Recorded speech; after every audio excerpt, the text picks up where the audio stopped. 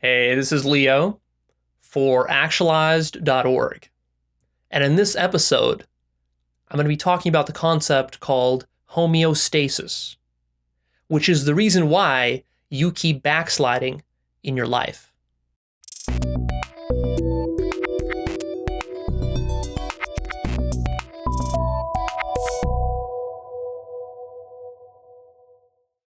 There's a thorny little problem that sticks in our side when we try to self-actualize. And that's the problem of backsliding, which is, when you try to make that change in your life that you really get excited about making, and then you make that change and it looks like it's working for a while. And then what happens? You slide back to your old ways. And then you make that change again excited, this time redoubling your efforts. And then a couple of months later, you're back in your old ways. And this just keeps going on and on and on. And not only is it extremely frustrating, but it also makes you very pessimistic about the possibility of creating change in your life. And this is why sometimes people like to rag on self-help or personal development, is because they've been trying to make changes, but then really they haven't been able to make any changes stick, and they're just fed up with this whole backsliding process.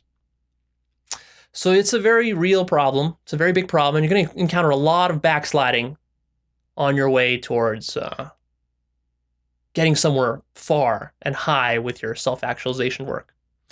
So to help you along, though, and maybe ease some of that frustration, make the path a little bit smoother for you, I've got some ideas for solutions to this problem of backsliding. And also, I think it's important to understand why this backsliding happens, which is actually part of the solution, is just understanding what is really going on here. Because most of us are usually blind to this stuff unless we've kind of studied this in depth. And I'm going to lean on the work of George Leonard here, who wrote a beautiful little book called Mastery, which, if you know me, is one of my top books of all time.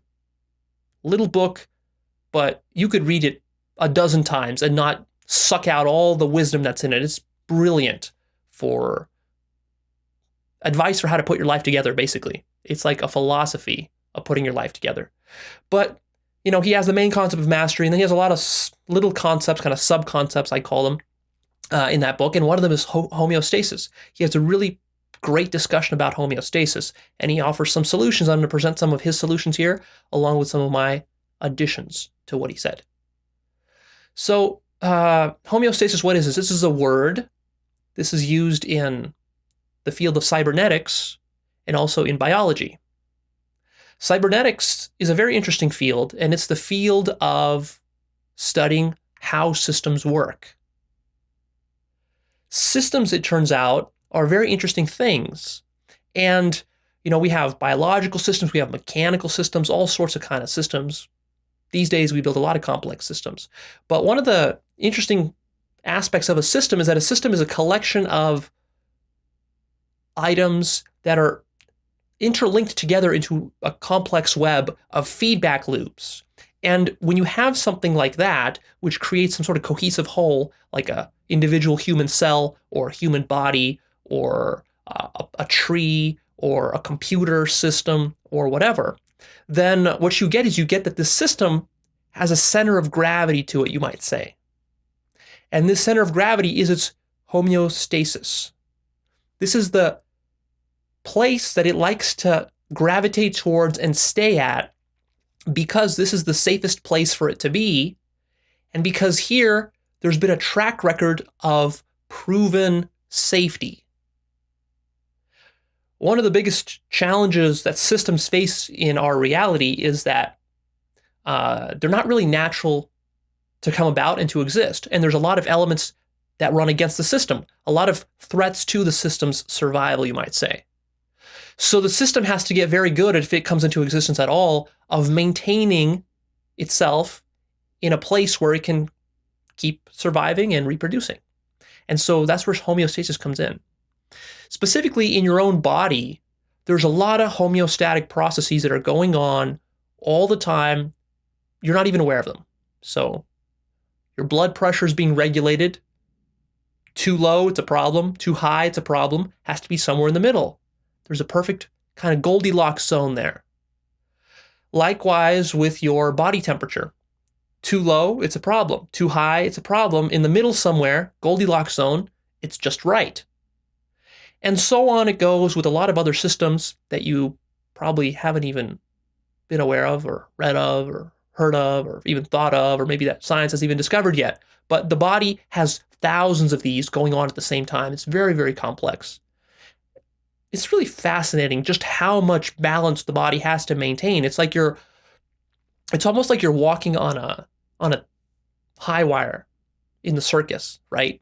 100 stories above the ground, and you're at the danger of tipping over to one side or the other side or forward or backward at all times, and then you're dead. And so you always have to be watching out for this, except you're not doing it. It's like your body and your unconscious mind, your brainstem is doing it all for you. And see, this whole process, all it really cares about is your survival, and it cares about keeping you going at what's always worked before in your life. Now, these are like very low-level processes that I'm talking about, but then there's high-level processes. These are the ones that you care about changing. So, for example, when do you wake up? When do you go to sleep? Or how do you behave in a relationship? Or what's your work ethic like? Or what kind of food do you put in your body? Right? All these things potentially you might want to change. What are your study habits like? How much do you exercise? How do you perform at your job? These are all things we try to improve. But interestingly enough, our subconscious mind tends to pull us back to where we were. And the reason it does this is not because it's not terribly smart. It just does what's always worked. And in kind of the evolutionary context, what's worked before is nice to want to work again. So it's kind of like your brain is biased towards keeping you in the same place, simply because it's been proven already. Because if you're alive now, it's at least been proven that the thing that is working right now has worked in the past, right? Because if it didn't, you'd be dead. So just by that very simple logic, it's like, okay, well, what we've got works. The problem, though, is that your unconscious mind doesn't really distinguish between what works kind of well and what works really well and what's actually dysfunctional, but still keeps you alive. And there's a big difference between those, right? So we don't just want to be alive and breathing. We also want to be like thriving and self-actualizing. So if we're trying to get to those kinds of results, well, then we have to start to understand how those unconscious mechanisms work. And really, your mind is like a thermostat. A thermostat tries to keep a certain baseline temperature wherever you set it. And if it goes too high, the AC kicks in. And if it goes too low, the heater kicks in. And so you've got these feedback loops that keep you stuck. And that's exactly what happens in most of your life with almost every habit or behavior that you have. So for example, let's say you want to leave a relationship that you know isn't good for you. Maybe you're in a toxic relationship with some guy and you're a girl and you don't like how this guy's treating you and you think you can do better, but you're just stuck. And your conscious mind knows that this guy's not right for you. But yet somehow every time you plan on leaving, you have an argument and a fight with him, in the end, you just kind of come back anyways. And maybe you even leave, but then the next week you come back anyways because you want that love and that affection. And after all, he wasn't that bad. I mean, there's a lot of even bigger dick holes out there than him. So how bad could it be? Maybe we can make this work. Or maybe you have a career and you're working on some career, but then you have some business idea. And you're really excited about this new business idea and you're thinking maybe about changing careers. And you're like, well, I don't really like this career anymore. So let me go start my own business. But I got to work on this, I got to do the research. I got to lay the groundwork for starting my own business before I can drop this career. So you're doing that and you're excited because you have this new business project and you're working on it. And let's say you're working on it on the weekends. And you're working for a couple of weeks, maybe a month goes by. And then after a month, what happens? The homeostasis kicks in and your emotions pull you back. And you start saying stuff like this to yourself. You're like, well, I have been working real hard for the last month. And it is kind of like I'm working 2 jobs now. It's like I have my old career. Now I've got this thing. I mean, I'm really stressing myself. I should give myself a little break, right? Let me go play some video games. Let me go relax with my girlfriend or whatever. And then that business project just kind of gets forgotten, gets left on the sidelines, and you never pick it up again. And it just collects dust. Or what about when you try to wake up earlier? Let's say you got this habit of waking up at noon. I've had a problem with that. And then you want to be waking up at 6 a.m. How do you make that change? You tell yourself, all right, from now on, I'm really serious about this. I'm changing my life. I'm going to be waking up at 6 a.m. every morning, even the weekends. And then you go in it and you do it for a couple of weeks. And then what happens? You start to backslide. And you start to say to yourself, well, but I'm working so hard, I should get a little extra time to sleep in. And it's like, I really worked extra hard last week, so that allows me to get up a little later, and then later, and then later, and then later, and then later, and then before you know it, you're waking up at 3 p.m. How about eating cleaner? You ever try that, cleaning up your diet? Man, do I even need to go into the details of how that works? I mean, it's all the same thing, right? You get excited about eating cleaner and you do it. And then you start creeping back to your nasty old habits because your friends pull you back in. Your mind starts telling you, well, I've been real good the last month, with my diet. I should allow myself that cookie right there. Cookie looks good. I mean, what's one cookie out of a whole month of clean eating? One cookie's nothing, right? So eat that one cookie. And then what happens? A couple months later, we look at you, you're back eating all the bullshit junk you've always been eating in your life, and nothing's really changed.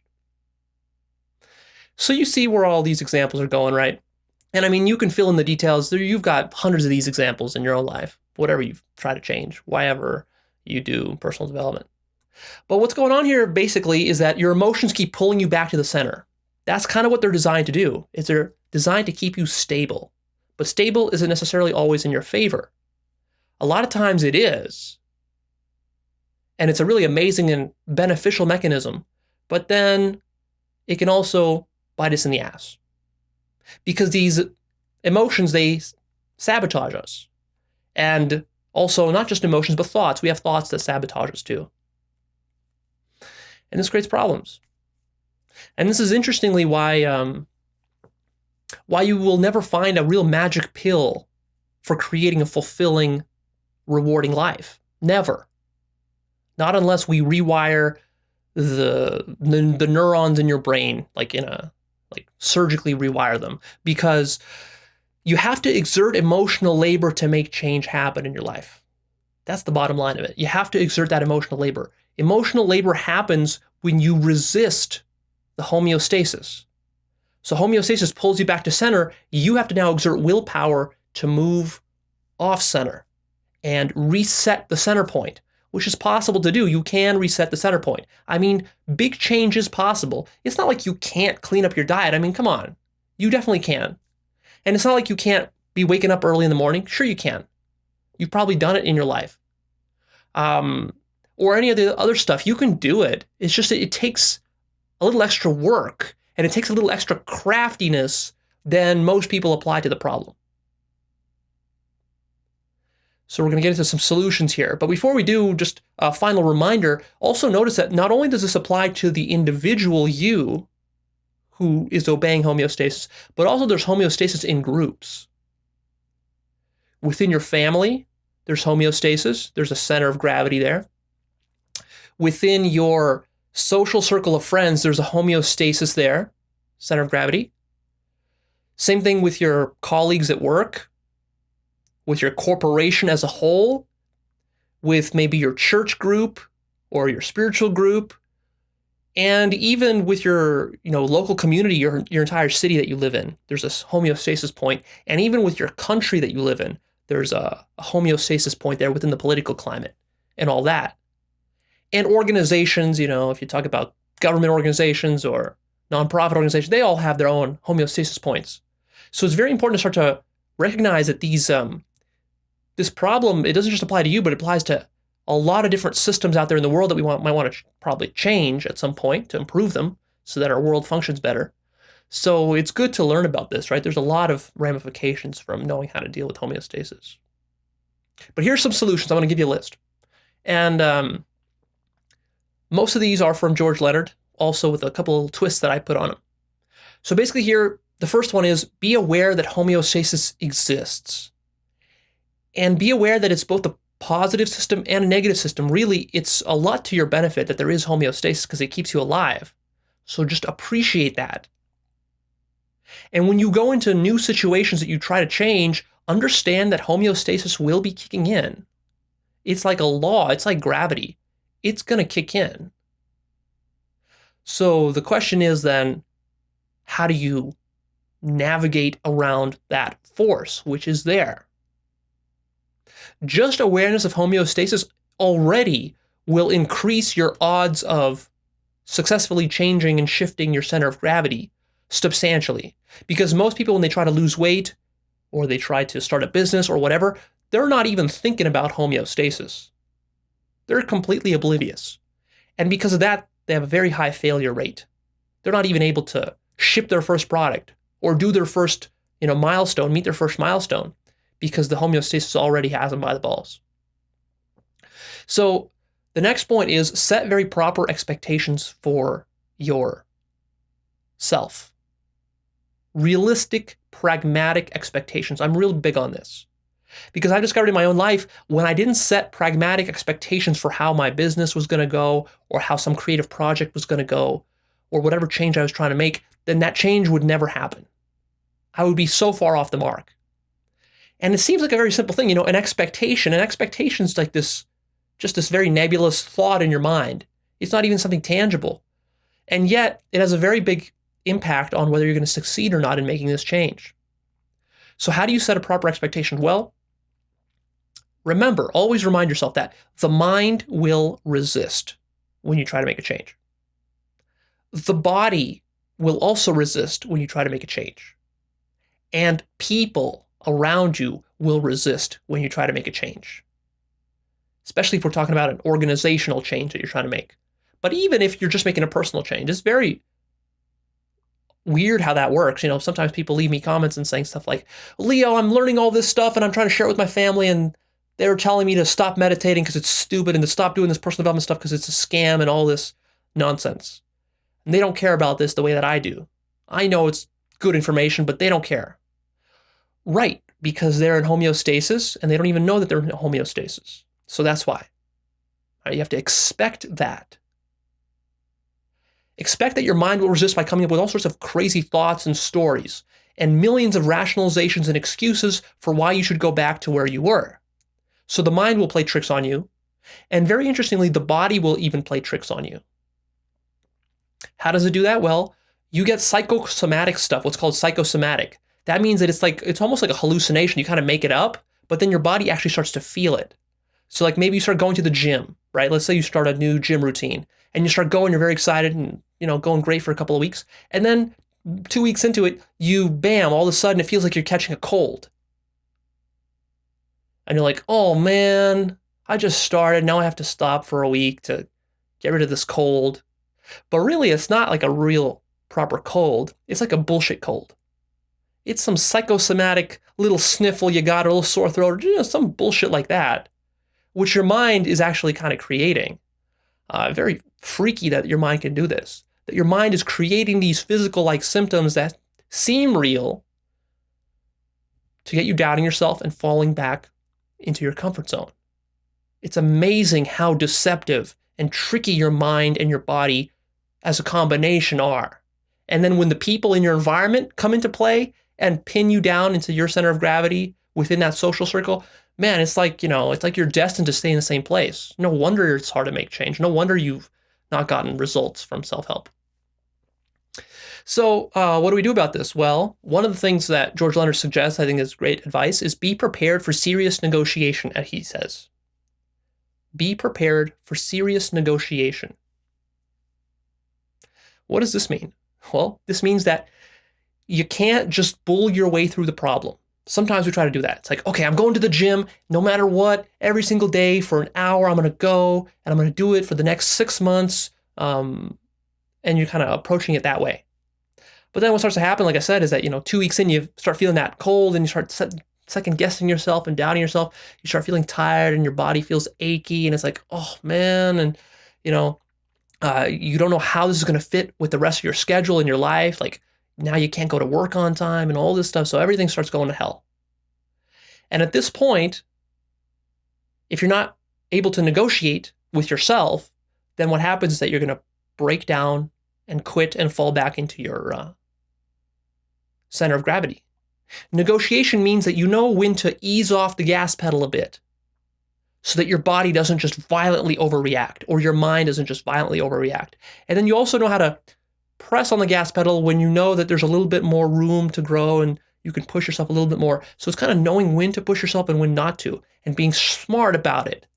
And so maybe when you start to feel that sniffle coming on, you start feeling that cold, you could say to yourself, instead of saying, no, you know what, I have this cold and I still have to go to the gym. And then you go to the gym and you go to the gym and you go to the gym and basically then you actually do catch a cold because you're so exhausted and you overwork yourself. Well, the smart person has to kind of say, okay, what's going on here? Let me negotiate. So part of my brain is telling me that I'm going too hard. Part of me is telling me that I'm not going enough.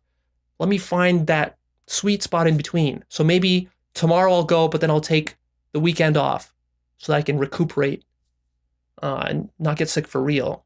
Something like that, right? So that negotiation. And this is, I found, like one of the most challenging aspects of personal development is the emotional labor that goes into this serious negotiation. Because as you're negotiating, you're not sure. You're uncertain and you're kind of doubting yourself and your mind is having this tug of war going on inside of it. And you have to stay with that and persevere through that, get some resolution of it and come out the other end and not quit. And that's what I mean by emotional labor. And this is why most people don't have powerful self-actualized lives, is because they're not able to cope with this emotional labor. So that's that point. A couple other points. Develop a support system. So the people around you are important. Some of the things that are really difficult to do have classic support systems already established in society. So if you want to lose weight, there's like Weight Watchers and other programs. If you want to get off of alcohol, there's Alcoholics Anonymous. There's rehab programs. There's programs and communities that will help you to get better at dating, plan your wedding, start a new business, whatever other aspects of your life you might have, right? There's communities for it. And these communities can be very, very helpful because they're like a support system. They support you emotionally. That's the most important thing. Emotional support, camaraderie. Powerful. Another thing I recommend is have a meditation habit in place. What I found is that putting a meditation habit in place is like the ultimate number one habit, which then allows you to draw energy from that to build new habits. Why is it so powerful? Because meditation gets you more awareness of all the emotional bullshit that's going on in your brain.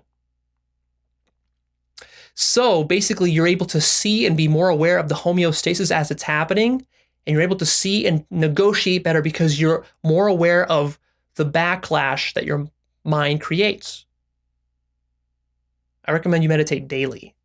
I think it's the most important habit if you're into personal development. And I have videos on that can teach you how to meditate.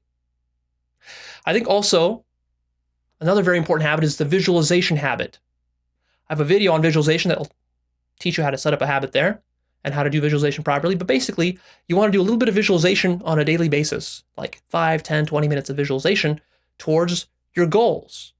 And specifically the thing that you want to try to change. So whatever you're trying to create in your life, this move away from homeostasis. Because if you can visualize it in your mind, that helps your mind buy into it and be on board with it in a way that it wouldn't otherwise. Just very simply, if we have you do some task tomorrow, let's say tomorrow you need to go do the laundry. You're much more likely to go do it if we just have you close your eyes right now and for 5 minutes visualize doing the laundry tomorrow. But do it right now. Visualize yourself doing the laundry right now in your mind. If you do that for 5 minutes, you're going to have at least double the chances of doing your laundry successfully tomorrow than you normally would. So think about the ramifications of that throughout your whole life. Pretty powerful, worth implementing. Another point is make sure that the thing you're trying to really change is the right thing. A lot of times we try to change superficial or stupid stuff in our lives. I mean, you have a lot of choices. You could probably change 100 different things about your life. And really only effectively you can change 1 or 2 at a time. So big mistake that people make is they try to change more than 1 or 2 things at a time. Really focus just on 1 at a time, because even 2 will get you much worse results than just 1. So pick the right thing, the thing that's really going to make a meaningful difference for you. What I found is that if I pick the wrong thing, kind of like yeah, that'll be nice, but I can kind of take it or leave it, then it'll never be changed. There's just not enough willingness on my part to overcome the emotional labor and resistance that will be involved. So it's not even worth starting. Make sure you're really doing the right things. This goes to having a life purpose, to knowing what your purpose is in life, to knowing and understanding your top 10 values. When you understand your own values, you understand yourself on a very deep and authentic level, then you know how to choose the right things. And that's a magical thing. And in fact, I'm working on a life purpose course right now, which I want to release in the coming months, which will help you to figure all that out, because there's so much material there that we need to cover. But anyways, that's off topic. The other thing I recommend is that when you do find the right things to change very strategically, picking the right thing, and then what you got to do is you got to make 100% commitment. Super important. 100% commitment, no excuses, no wiggle room. I found this really works well for me, because if you make like a 95% commitment, that 5% wiggle room will kill you in the end. Too many excuses will come into play. Your mind will just rationalize it away and bring you back to homeostasis. So, one of the areas in my life where I used the 100% commitment, which was worked really well for me, is with my meditation habit, which I've been doing now for about 1.5 years. And in that time, I haven't missed a single day of meditation at all, ever. And I've meditated for 1 hour every day for that whole time. So that's like over 400 days, I believe. I haven't counted them lately. 400 or so days straight. How was I able to do that? I'm kind of surprised that I was able to do that because, I like to slack off on stuff. But the reason I did that is because I just, at one point in my life, I just said, oh, I see that this is so fucking important to my life and to my results. This is really the right thing for me. I saw very clearly that this was the right piece of the puzzle for me. So then I'm like, okay, if it's that right, then 100% commitment. Because I know that if I skip even 1 day of meditation, I'm going to be skipping days here and there and everywhere pretty soon. So I just said, you know what, no matter what, even if it kills me, even if I'm in the hospital, no matter what, no matter where I am, who I'm with, holidays, breaks, Christmas, this, that, whatever, I'm doing my meditation. And I've really stuck to that, and it's worked really beautiful. I'm surprised how well it's worked. So I'm going to keep going because that one's working for me. I recommend that you apply that with whatever habits you want to build. A couple of remaining points. Just reminders for you. This is stuff you got to remind yourself of over and over again. Remember that failure this time does make it easier next time. So if you're trying to lose weight and you failed once, well, the second time will be easier. If only a little, it will be easier. And the third time will be a little easier again. And so will the fourth. Because you're learning stuff even as you're failing. So this can be a little consolation prize even if you fail. Right? And most people, very interestingly enough, here's why this is important, is that most people grossly overestimate how much they've attempted something. Specifically, making a change. So most people, if you ask them, let's say you ask a fat person, oh, how many times have you tried to diet and lose your weight? And they'll think about it and they'll say, yeah, throughout the last 10 years, I've probably tried it like 15 times, and every time it's failed. But then if you actually sit down with that person and actually force them to tell you the dates of when they tried their different diets, and you look and you see the facts of the situation, you'll realize, oh, actually, it wasn't 15 times. It was more like 3 times. 3. 15 versus 3, big fucking difference, right? Your mind grossly overestimates these things.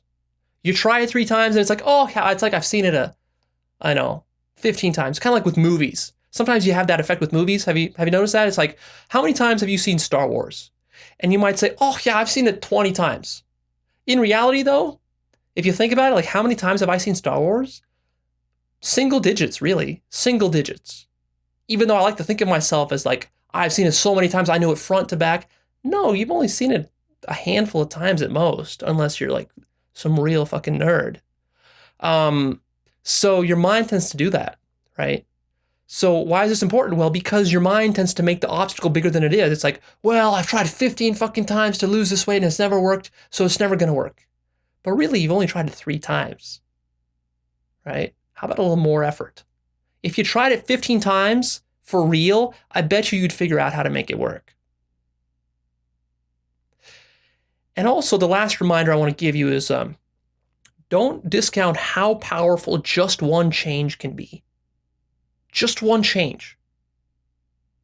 Sometimes we look at all this and we get very overwhelmed with personal development work, and we tell ourselves, well, look, I need a meditation habit, I need a visualization habit, I need to get my business habits, I need to get my health habits and my diet habits and all these habits. I need 25 habits. Look, you're thinking way too far ahead. You're overwhelming yourself. Just one change can be a very transformational change to your life. It can significantly make a big dent in the whole trajectory of your life, right? The key is to choose those powerful changes. So for example, one of those might be a meditation habit.